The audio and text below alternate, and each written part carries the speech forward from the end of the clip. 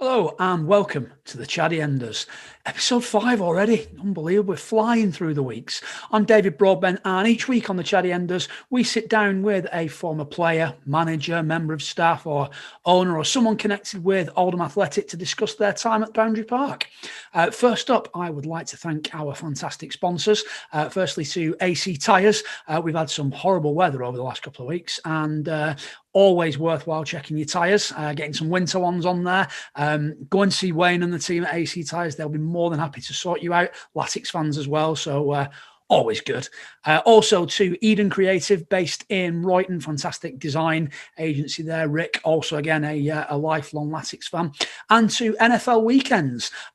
They offer some fantastic weekends away in America, taking in not just an NFL game, but a fantastic weekend's entertainment as well. You can follow them all on the various social media channels on Facebook and Twitter. They are all at AC Tyres, Eden Creative UK, and NFL Weekends. So a big thank you to them for their support. Moving now on to today's guest. And today's guest is a former player who made 180 appearances for the club. He scored 12 goals during that time. He made his debut in 2001 on Boxing Day, having come through the youth team, and spent 6 years in the first team before leaving in 2007. It is our absolute pleasure to welcome to the Chaddy Enders, Mr. Wil Haining. So delighted to be joined today by Wil Haining. Wil, fantastic. Thank you very much for joining us. How are you doing at the moment? Difficult times in lockdown. How are you getting on? It's not been too bad, to be honest. This lockdown's been a lot better than the first one. Having said that, the first one, the weather was lovely, wasn't it? So sat in the garden having barbecues, having a couple of beers pretty much every day. It was like a holiday. But this one's not been too bad. I'm back in work now, so spending most days there. And unfortunately, leaving Michelle to be the designated teacher. I suspect you're gutted that you don't have to homeschool all day, every day. Yeah. Must be horrible for you not having to do that. So, for obviously, you retired from playing a few years ago. What are you up to these days? Currently selling cars. I think you got one off us. I did indeed. Yeah. I did, and now we've now kind of blocked, because I obviously know what you do, so I was trying to put it out so maybe other people who didn't. But I did get my current cars from you guys. Yeah. Hopefully, it's still doing well for you. It still runs. Can't complain at all. Yeah, it still runs. So, mate, this is going to be. We're taking you back sort of over 2 decades now, so it feels like a long time. Lifetime ago. Oh, doesn't it just? So, how does a Glaswegian kid end up in Oldham's youth team? I honestly don't know, really. Playing football in Glasgow, obviously growing up as a kid, playing for various boys' club teams or school teams, etc. Oldham at the time had a scout based in Glasgow. They had a few Scottish lads at the time, to be fair. They had Mark Innes, Jamie Campbell, Ben Robertson, Jerry McLaughlin. They'd all come down from Glasgow, previous years before I joined.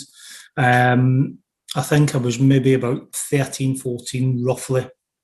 And the scout was watching one of my games up in Glasgow over the weekend. Come over and spoke to myself and my mum after the game, asked if we would be interested in coming down to Oldham for a weekend.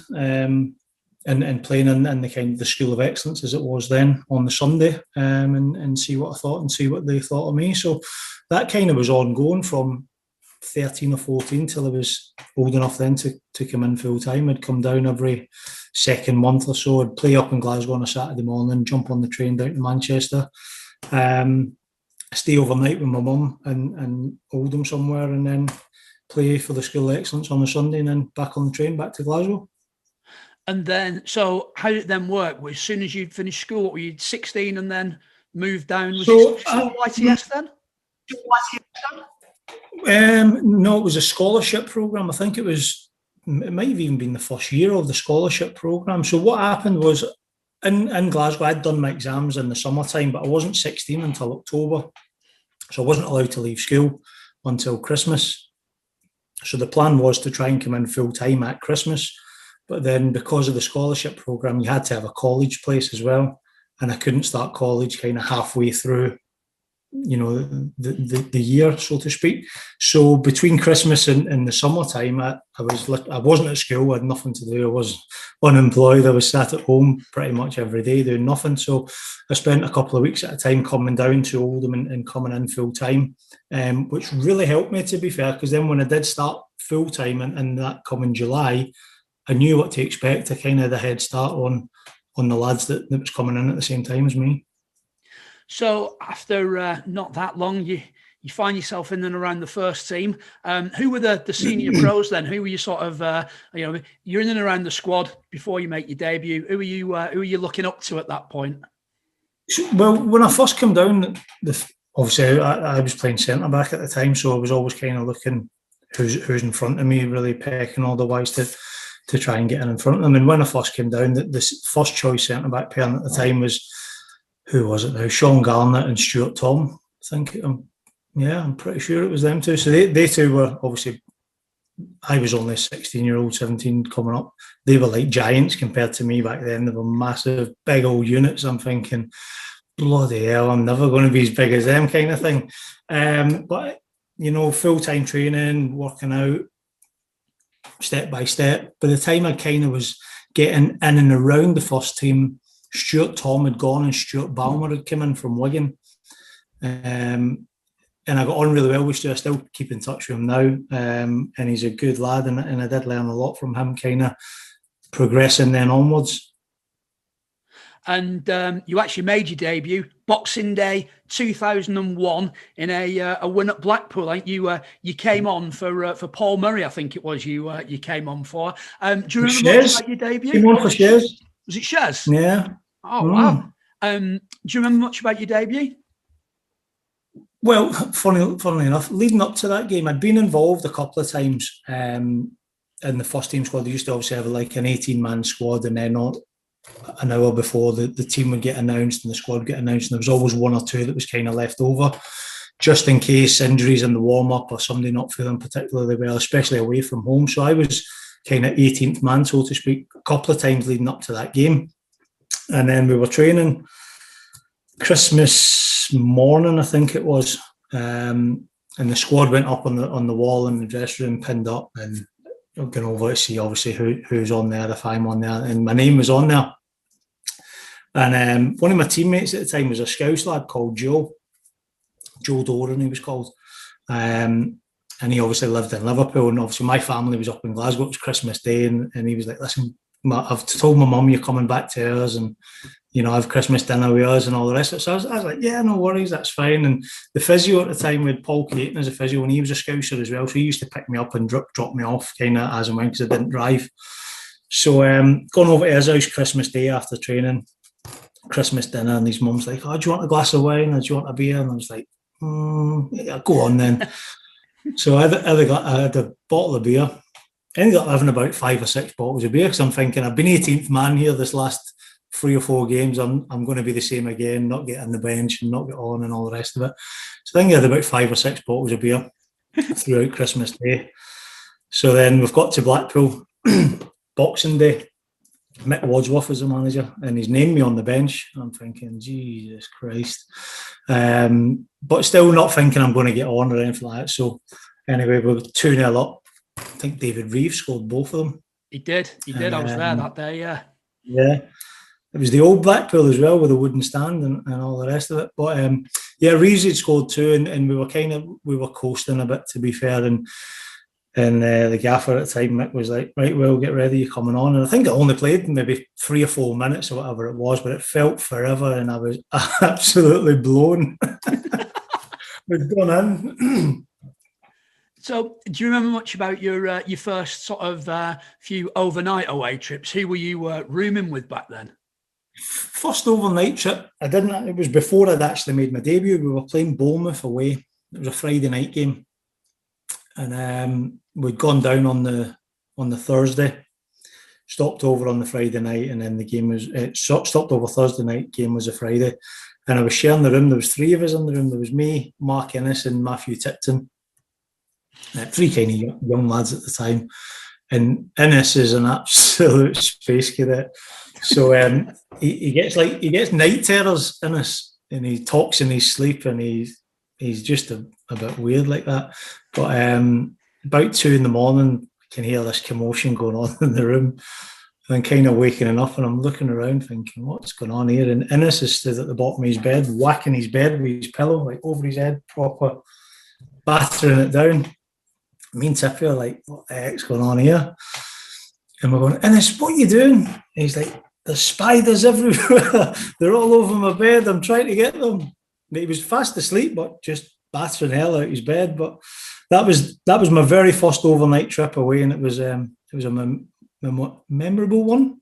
We lost the game though, so it wasn't the best result really. So did you have to do any sort of initiation? So now you just see videos of lads standing on chairs. Yeah, at the time, yeah, that still goes on, to be fair. But back then, I didn't have to. I had to say grace. Thanks for the food, and it was a bit embarrassing at the time, to be fair, especially first overnight trip, and all the lads are winding me up saying you need to say this, you need to say that, and all the rest of it. But I got away quite lightly, to be fair. I didn't have to stand up and sing and tell jokes and all the kind of the stuff you see on social media these days. So after a few months, you're getting more and more first team experience and getting more minutes. Mick Wadsworth moves on, and Ian Dowie comes in. And it's fair to say that the time under Ian Dowie was on the pitch was pretty successful in making the playoffs and what have you. How was it under Ian Dowie? You've at this point established yourself as part of the first team. Yeah, it was great under Ian. I think, if anything, I think we probably underachieved under him, given the players that we had at the time, and he had money available as well, obviously with the chairman at that point. I think really we probably should have done better. But going into that season, we went over to Belfast pre-season. Ian, obviously, he's Northern Irish. Well, he's a Cockney, but Northern Irish, and he'd arranged for us to go over there for I think it was a week or 7 days, 8 days, 9 days, something like that. So we were over there, and I had a bit of a muscle strain at the time, so I was in the gym on one particular day, and me and Stuart Balmer, again, we were just on the exercise bike and watching the lads training in front of us, and Stu was on about potentially moving on to different clubs, because I think at the time we were bringing in a lot of younger lads. I think Ian was trying to not get rid of the older one, not force them out, but kind of, I think he made it known to them that, their time was probably numbered, and he was looking to replace them. So me and Stu were having a chat. And I thought to myself that, I'd come on a couple of times previously and made my full debut against QPR on the last game of the previous season. So I went into pre-season full of confidence, thinking, hopefully I can maybe not nail down a position, but get a bit more regular football. And then having that chat with Stu, and he was on about moving on, I thought, all right, he's moving on, but it does me a bit of a favour. It's one less to kind of compete with. And then that afternoon we signed Clint Hill, and I was thinking, oh shit. So yeah, I had to bide my time, like any young lad has to do, kind of trying to establish themselves and make their way into the game. And I did so. When I come on, or when I started, when Ian put me in, I felt I did reasonably well. But at the time, it was hard because we had such really good players at the time. With obviously Clint had just come in from Tranmere, he had Fitzhall there, he had Dave Baharo at the time, he had Chris Armstrong at the time, and he had loads of options. And 9 times out of 10, he went with 3 at the back as well, and then played either Chris and Josh Lowe's wing backs, or David Ayres, or played Chris as a kind of one of the 3 centre backs at the time. So it was difficult to get in there. And then Clint broke his leg. I think it was at West Ham, maybe, in one of the cup games. Clint broke I'm sure he broke his leg. He did, yeah. And then that Palace. Was it Palace? Yeah, it might have been, actually. And then that kind of, it didn't leave him with no option, but he kind of had to throw me in. And then once I got in the team, like I say, I didn't look back really, and I kind of held my own and kept my position. And obviously that season we make the playoffs, and I guess, did the players at the time know what was going on off the pitch? Because obviously we didn't. No. You know what? The first I'd heard of it was obviously after the playoffs, and kind of we'd all dispersed for the summer, and then you kind of knew what was going on. But like I say, at the time, I think it would have been a different story. I would like to think it would have been a different story had we beat QPR and maybe progressed, into the championship. Then it may have been different, given the chairman pulling the plug. But at the time, like I say, I do think, thinking back now and looking back on it, I think we did underachieve. In terms of listen, it was great to get to the playoffs, don't get me wrong, but I think given the players that we had in the team at that time, I think we should have done better, really. And in terms of you sort of come back for the pre-season and half the lads have gone. How is that for a player? Is that kind of wandering around going, what's going on? Well, obviously, Chris Moore at the time, he decided he wasn't putting any more money in, and he was pulling the plug, and the club went into administration, and it was a fire sale, really, wasn't it? Anybody who was bidding on anybody, and it was accepted, whether it was the market value or not, they were gone. And he was just Chris was obviously trying to get back as much money out of the club as he kind of put in, and it left us in a bit of a mess, to be fair. But yeah, we come in pre-season and, like I say, Josh Lowe's gone, Fitz is gone, Chris Armstrong's gone, Clint Hill's gone. People that have played pretty much every game the season before, and they're gone. So it was hard, and then it was hard trying to attract people into the club as well. You're trying to bring somebody in, but you're in administration. You can't guarantee that you're going to pay them, or you can't guarantee that you've even got a contract for them. And it was a difficult period. And not long after Ian Dowie, we start the season, then Ian Dowie goes to Palace. There were quite a bit of rumours, I remember doing the rounds at the time, that there was a bit of interest in Ian Dowie taking you to Palace with him. Was there anything, did you ever hear anything about that? Was there any sort of chance that you were going? No, news to me, first I've heard it, to be honest. No, I'd never, obviously, when Ian was there, I got on really well with Ian, really liked him, loved working for him and with him. He was a very, very good manager. But once he left, no, I didn't know anything about potentially going to Palace. I know he tried to sign Les, Pogliacomi and Muzzer, I think they might have even went down for talks in that January. And obviously they decided not to go. But as far as I know, it was only them two, because he took Mark Hudson with him as well then, didn't he? Because we had Mark on loan from Fulham, and then his loan at Oldham finished. He went back to Fulham. Ian then went to Palace and then signed him for Palace. But yeah, as far as me going there, first I've heard of it. Would have been nice, but given that they went from bottom of the Championship to Premiership within 6 months, it would have been magnificent. But no, news to me. And at the club on the pitch at that sort of time, as you say, we'd signed a few loanees, we brought a few non-league players in, and we started the season kind of struggling. And a game that I always remember is beating Rushden, sort of Matt O'Halloran last-minute winner, and you scored in that game as well. And I don't think I've ever seen sort of 5,500 people go that nuts at full time in a game. No, it was. Do you know what? That game sticks in the memory as well for a number of reasons. So obviously we hadn't won all season leading up to that game. We hadn't got 3 points on the board. We felt that Rushden would be a team that would be down there with us. So even that early in the season, you can suss out who's going to be roughly where or whereabouts they're going to be in. And I think they'd just come up that season as well, from League Two at the time.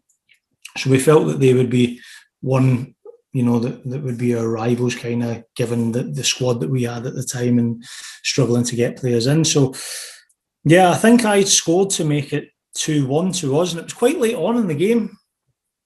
And then they went up the other end and they scored to equalise to make it 2-2, and you're thinking, bloody hell, here we go again. It's another 2 points down the drain. And then Matt popped up with a winner, maybe 90 plus minutes or whatever it was, I'm not too sure. And I think it was just a relief, especially from the players, but I think even from the fans as well, thinking we've actually won a game for a change rather than drawing or losing. So I think I got man of the match that game. And I went up to the lounge and Michelle was in there. She was obviously my wife now, but she was in there. And I'd known Michelle from previously, but I hadn't seen her in a couple of years. And so obviously she was in the lounge afterwards. I had a chat with her, and then we ended up meeting up a couple of weeks later, and the rest is history, so they say. So yeah, memorable for more than just the football. Wow, I never knew that Latics was pretty much directly responsible. There you, mate. If you hadn't had a good game that day, well, if it weren't for Latics, I wouldn't be down here. So there you go. We can't talk about that period at the club without talking about a fantastic guy who sadly is no longer with us, but I know was a good friend of yours, Ernie Coxey. What a guy Ernie was. Yeah, he was a top bloke, Ernie. You know, he came up during that period. I think Ian's brother, Bob Dewey, I think he was maybe manager or he had something to do with a club down south at the time. I forget, was it maybe Grays or something? I forget the name of the team. But they were a non-league team at the time, and Ernie had obviously been playing for them, and obviously Ian was manager and Bob was his brother. So Bob was saying to him, you know, get this lad up and have a look at him, and you know, see what you think.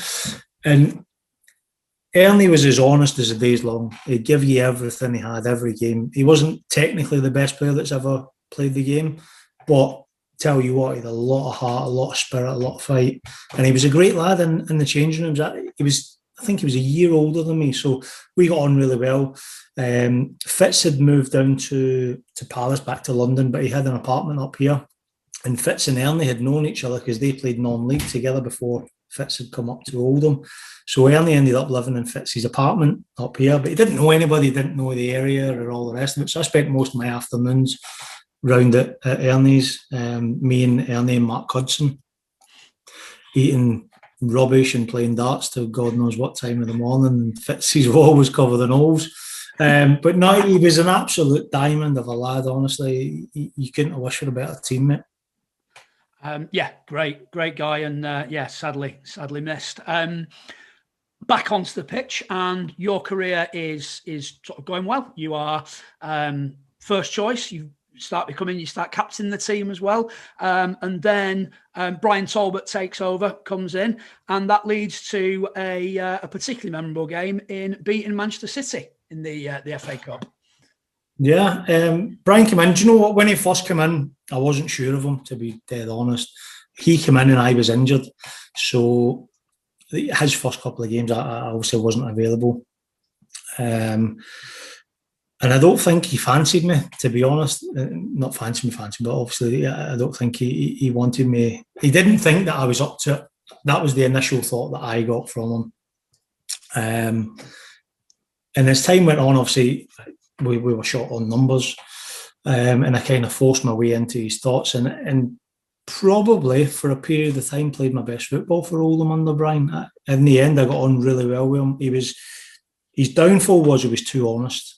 He would tell you, right or wrongly, if you were absolutely crap that day, he would tell you, and then he would go out afterwards and tell the press that you were crap. And then, but equally, if you played really well, he would tell you, and he would go out and tell the press that you played really well. But sometimes the honesty can get him in trouble, and I don't think one or two of the other lads could take when they hadn't played particularly well, or if he didn't think that they played particularly well, he would tell them in no uncertain terms, and I don't think that they could take it. And unfortunately, it's a results-driven industry, and results weren't particularly that great under him as well, and that's why he ended up ultimately paying the price. But I really liked him. I got on really well with him in the end, and like I say, for a period of time under him, I was probably playing the best football that I had played for Oldham. And let's say one of the games under his reign was the FA Cup win against Manchester City. What a game. We spoke to Lee Croft last week, and he tells the story about how he got in trouble by celebrating with the lads in the dressing room when he was on loan from City. He also described you as being absolutely fearless, and that you would put your head in front of anything. So I guess in terms of playing and beating Manchester City, that was a big moment in your career at Latics. Roddy, sorry, you just cut out then completely and I didn't hear what you said. I heard up to Lee Croft and then that was it. Crofty said that you were absolutely fearless. He said that you would put your head where other people wouldn't even think about doing it. And he also sort of said that he really enjoyed his time under Brian Talbot. He also got in trouble that day for celebrating too much when he was on loan from Manchester City at Oldham. Yeah. But he said that he sort of really felt part of it, even though he wasn't playing. Obviously, you played in the game. How was it to beat Kevin Keegan's Manchester City that day? Do you know what? It was brilliant. It was probably one of the most memorable games of my time at Oldham, given the fact that we beat a Premier League team in the FA Cup, but also it was a local rival not a rival, but a local team down the road. It was a full house, as you would expect. City fans all over, even in the Oldham ends of the stadium, trying to get in to see their team. Given the team that we had compared to the team that they had, I think maybe the majority of our team was 22, 23-year-old, kind of kids trying to make their way in the game. I know, like, with Crofty on loan, he wasn't allowed to play. I think we had Neil Kilkenny on loan at that time. We had Mark Hughes on loan at that time. With a team of young lads that are out trying to get first-team football and trying to establish themselves in the game. I think I played, obviously. Scott Vernon scored the goal. He was younger than me. Danny Hall, Adam Griffin, all young kids. So I think, given the result, it's even more of a feat, given the age and the probably collectively we'd played maybe 100 games between us. Competitive first team football, given the ages of all the lads. So yeah, unbelievable result. And a fantastic result. And then obviously not long after that, my uncle came down from Scotland that game. My cousin came down from Scotland, and I'd given my tickets away, so they couldn't get any tickets off me. So they ended up buying a couple of tickets, and they were in the City end. And they won the half-time raffle. It was like a full house, so they got about $2,500. They were buzzing. Happy days. A good day all round then. So not long after that, Brian Talbot departs, and Ronnie Moore comes in, and I think, to be fair, Ronnie brought some good players into the club, and the likes of Richie Wallens and Paul Warren, players like that. He brought some good players into the club. How was Ronnie for you? I didn't play a lot of football under Ronnie. He came in at the end of the season. We'd played with 2 games over the Easter weekend. I forget who the first one was against, and then we played Hull at home on the Easter Monday, and I pulled my hamstring, and that was me out for the rest of the season. There was only maybe 4 games left, whatever it was. So I couldn't play the remainder of the season. So I thought, right, I'll try and get myself sorted over the summer and come in pre-season absolutely flying. So I did, and I worked hard throughout the summer. The physio at the time, a guy called Lee Nobes, who's unbelievable, probably the best physio I've worked with. He went on to Man City, and now he's currently at Liverpool. But he was brilliant, and he gave me a programme to do over the summer, which I did do, and I worked hard at it. Come in pre-season, buzzing, and Ronnie's come in, and like you say, he's brought in Warner, he brought in Richie Wellens, who was unbelievable, but probably the best player I've played with in my time at Latics, even probably throughout my career. Richie was brilliant, but they were good people as well. They were good lads. Rob Scott came in with him as well, came in with Ronnie. So we came in pre-season, started training, lads are buzzing, and start to hear a rumour of pre-season trips going away and all the rest of it. So I'm thinking, happy days. It turns out they're going to Ibiza. Pre-season in Ibiza, middle of July. I'm thinking, happy days, here we go. So we were training down at Aerospace at bottom of Broadway. We used to do pre-season down there, give Chapel Road a bit of time to get sorted, and then we'd move on to there when the season started. I think it was about 2 days before we were due to fly to Ibiza. I pulled my calf. Ronnie pulled the plug on me going to Ibiza. I was gutted. I'm thinking, well, the physio's going out there as well. I might as well go there with the physio and I can do my work over there. He's like, nah, no chance. You're not going. You're staying here and you need to get yourself sorted. So I ended up staying, got myself fit. But throughout that season, I just kept getting niggly injuries, and I didn't play a great deal of football under him. But in terms of Ronnie and Oldham, I think he did well. I honestly believe that he did all right. I don't think his style of football helped, and the fans didn't really like his style of play. But he got results. He did get results, and I think given a bit more time, he could have done. He could have done all right, to be honest.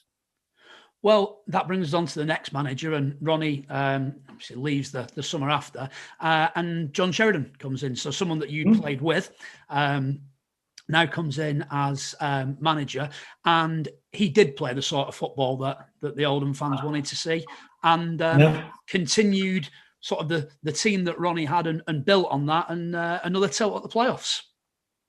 Yeah, like I say, I know Shez very well. When I first signed for the club as a youth team player, Shez was a first team player, and then obviously he went on then to do his coaching badges and stuff. So, like I said earlier, I made my debut coming on for Shez. Then he went into kind of retirement or semi-retirement. I think the season that Chris Moore pulled the plug, Shez came out of retirement to play a number of games because we were short on bodies.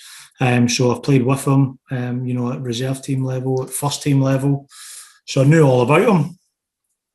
And then I played a couple of reserve team games getting fit, and Shez was the manager then and so on. I knew Tommy Wright because he'd brought him in as his assistant. So I knew what they were like. I knew what they were expecting. It wasn't some newcomer coming in and you've got it in your head, maybe this will work out, maybe it won't work out, maybe they don't know me. But I knew Shez and he knew me, he knew what I was good at, he knew what I wasn't good at. So I had no qualms about, I knew that I could play under him. But I think I was coming into the final, in the last year of my contract at the time as well. So obviously I knew that at the end of the season that if I didn't play well, then I could be unemployed. But with a really good season, with a good team, like you say, with obviously the players that Ronnie had brought in, and then with Shez, who helped Ronnie out at times as well on the coaching side of things. So he knew the players inside out as well, which I think really helped him and also helped the players in not getting to know a stranger, so to speak.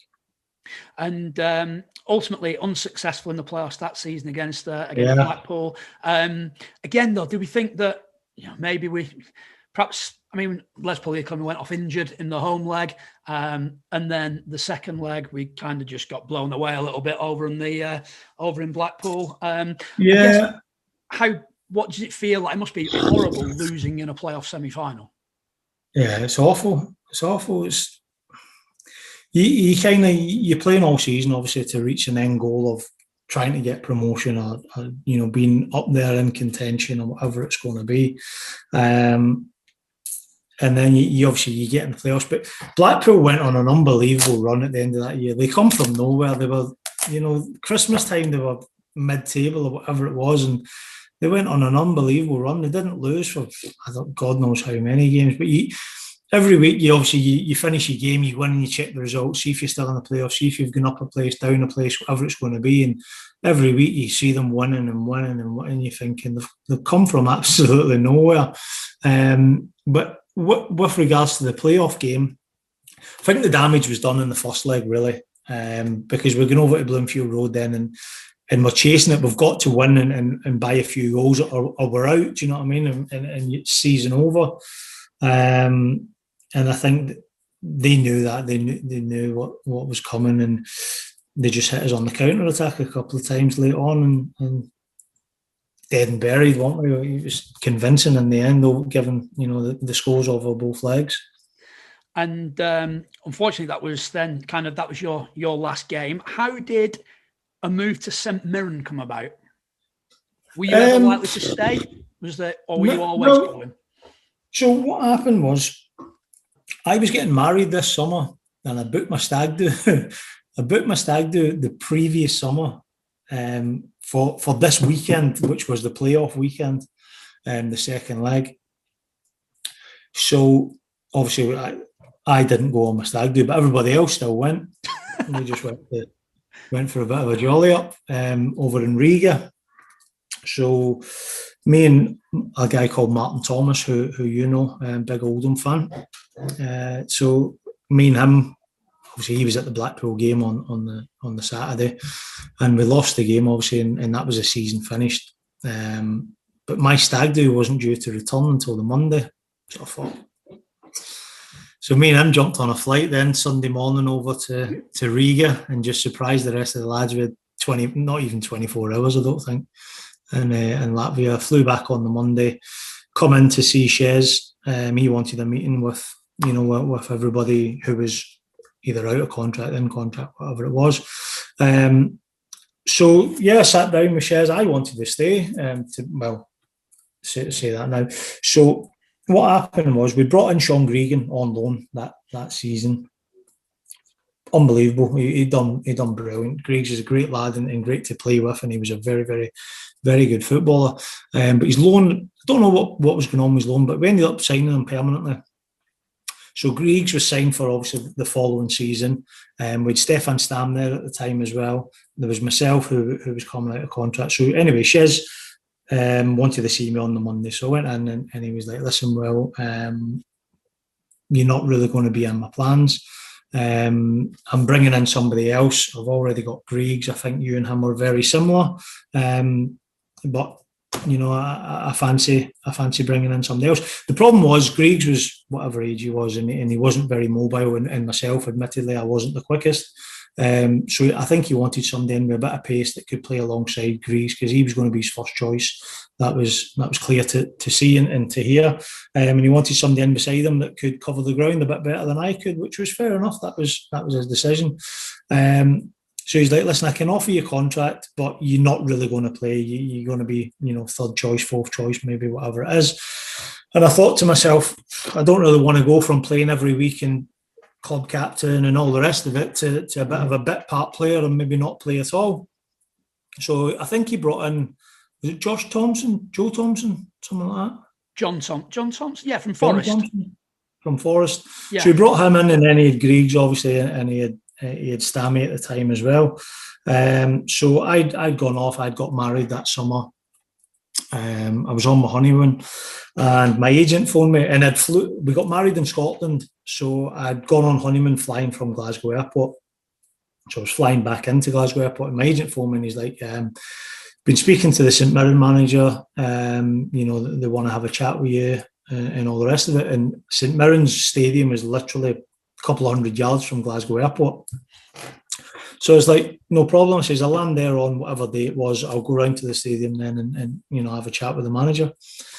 So I went round and spoke to him and told me what his intentions was and, plans for me and for the team and all the rest of it. And I thought, he wants me, do you know what I mean? He showed me that he wanted me, a bit of commitment, and, I was going to play football, which was the most important thing. And that's how it came about. If Shez would have said to me, listen, well, we want you to stay and you're going to play, then I wouldn't have even bothered speaking to anybody else. I'd have signed the deal and stayed there because I had no reason to move. I was playing football, I enjoyed it there. I was settled in the area and all the rest of it. But I didn't want to go from, like I said, from playing every week and being the captain and so on to potentially maybe not even playing at all.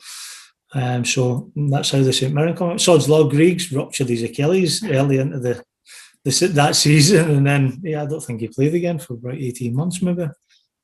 You mentioned there about being captain. How does your game change if you're captain? So how does it change you in the dressing room? Do you feel an extra responsibility?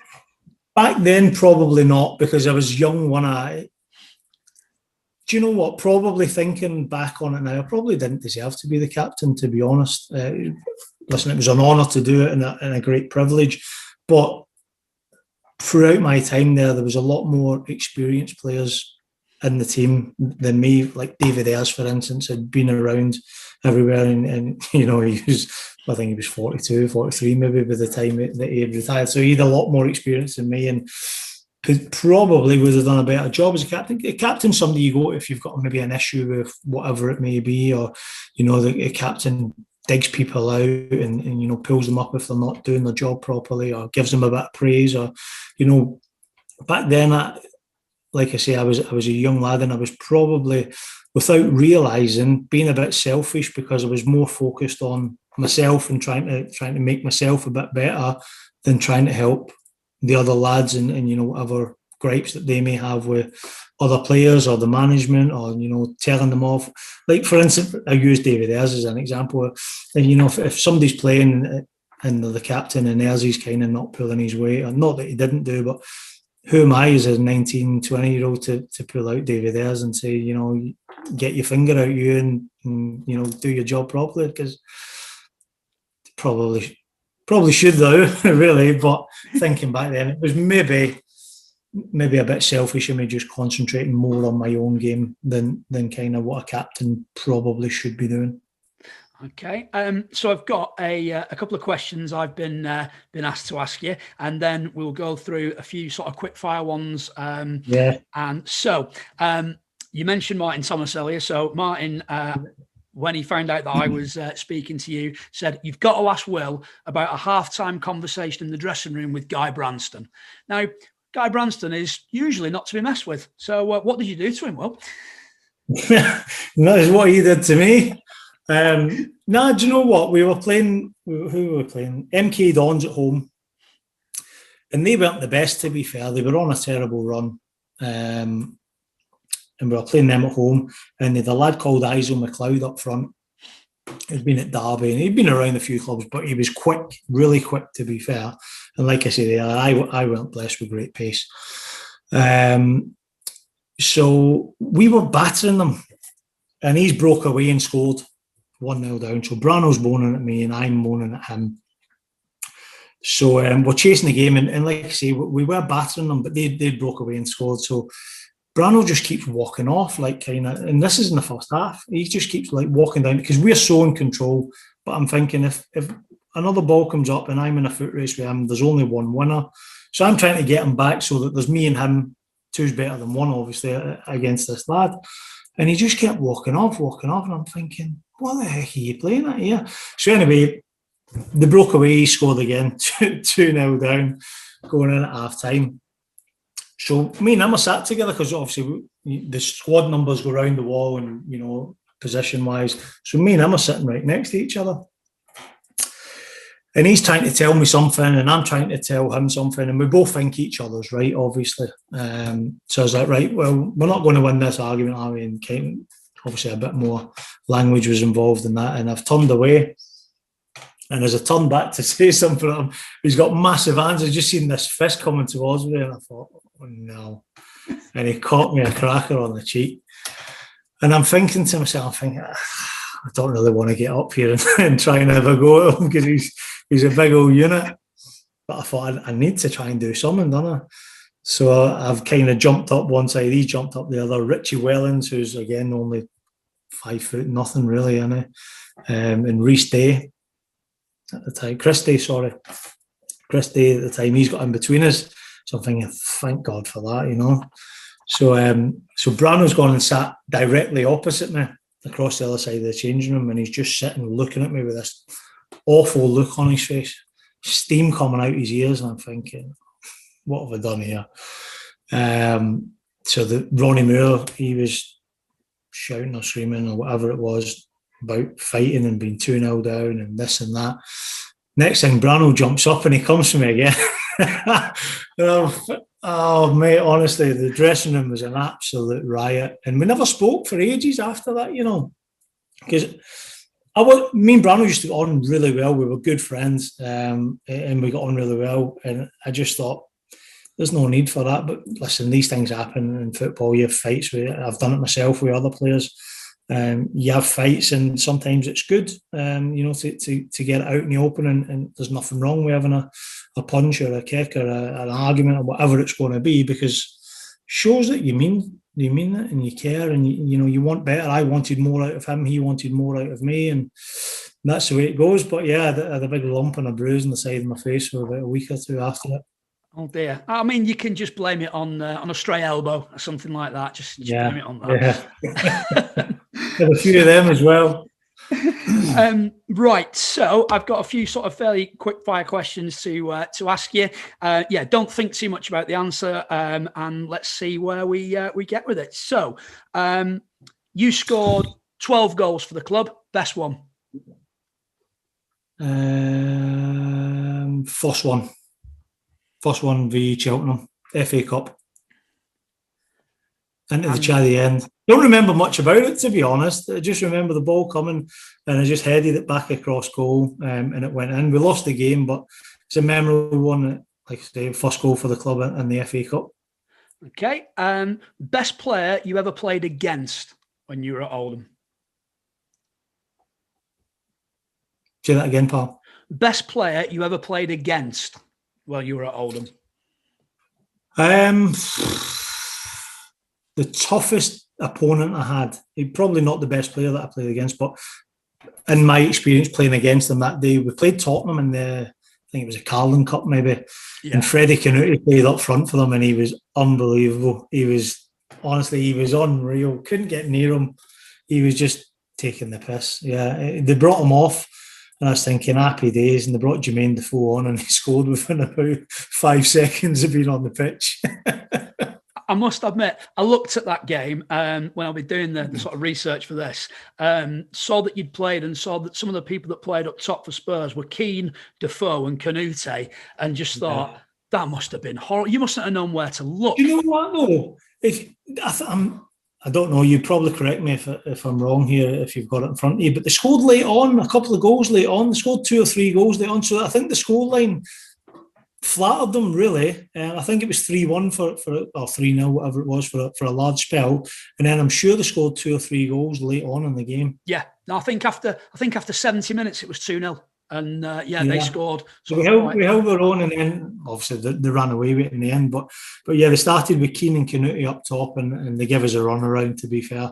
And I'm thinking, right, he's going off now, can get a bit of a breather. And Defoe comes on. I think it might have even been his first touch, straight up the pitch and scored. Oh dear. Right, so your best game for us? Oh, probably. Jeez, there weren't many good ones, to be fair. I don't know why I'm struggling. Maybe Man City at home, that cup game, because we were under a lot of pressure for pretty much all of the game, and we've kept a clean sheet and obviously won the game and got the result. So that one sticks in my mind. It was a collective performance, really, defensively. It was every man behind the ball at times, but it worked and we got the result. So yeah, probably that game. Okay, so on the back of that then, what you think is your worst game for the club? Now then, we played Wrexham. I'd been injured. There's a common theme here with injuries, but I'd been injured for a couple of weeks, and I'd started training on the Monday. Brian Talbot was the manager. And like I say, I'd been playing really well, to be fair. And he was like, right, Will, you're playing tomorrow night. There's a few managers that have been, looking at you and they're coming tomorrow and they're coming to watch you play, and, you might get a move out the back of it and all the rest of it. So I was like, right, okay. But I'd been injured. I'd only trained one day and maybe 4 or 5 weeks. And we played Wrexham at home, and it was the LDV Vans at the time. I don't even know what it's called now. And they battered us, I think it was 5-0, 4-0, something like that. They had a striker called Juan Ugarte. Oh, I think he scored don't say that name. All 5 of them, whatever it was. He gave me the run around and he scored for fun, and I was absolutely hopeless. And needless to say, we never heard of any of the potential suitors after that. Okay. Yeah. The very mention of that guy's name. Yeah. Favorite manager you played under? Do you know what? I liked them all. I did like them all. Stitch brought me into the club when I was a kid. Was in and around the first team while he was manager. Never made my debut until Mick Wadsworth came in. Come on as sub a couple of times. Was in the squad a few times. Played one full game, I think it was, under Mick. And then obviously Ian after him played, a lot of games. Like I say, I got on really well with Ian. Probably that was the best time football wise under Ian, but it was tough. Like his training regimes and all the rest. It was hard work. It really was. But you know what? We were fitter than any other team in the country by a country mile. The training we used to do, being the Royton Baths here and Royton at 8 o'clock on a Monday morning. You'd finish that, you go straight up to the boxing gym up in Shaw, you'd do a boxing session, you go back to the club, you'd have some lunch, you'd be out on the pitch in the afternoon. Tuesday would be a double session. Wednesday you'd be off if there weren't a game on the Tuesday night. Thursday was a double session most weeks. Friday you'd do a bit of a kind of an easier session, set plays. Game on the Saturday, you'd finish the game on the Saturday, you'd be back in the pool after the game to do stretching and all the rest of it. So it was really tough, to be fair. But Ian did it all with you. You know, he was in the pool himself, 8 in the morning swimming with you. He was doing the boxing with you. He was doing all the running with you, which was really good because he used to say, I'm not going to ask you to do something that I won't do myself. And we had a really good bond at the time, but I got on well with Ian. Brian, who I liked as well, Brian Talbot. I liked his honesty more than anything. So I really liked, all of them, including Shez. I think played my best football under Brian, but results-wise and team performance-wise was probably better under Ian. You mentioned the boxing under Ian Dowie. Anyone that you used to try and avoid? All of them. Nah, do you know what? It was really good. It was really hard. A lot of it was kind of on the bags or skipping or weights and, all kind of the fitness side of it rather than just having a tear up in the ring with one another. But it was good, but it was tough, really tough. Okay, so who was, in all your time at the club, the biggest nutcase that you've ever shared a dressing room with?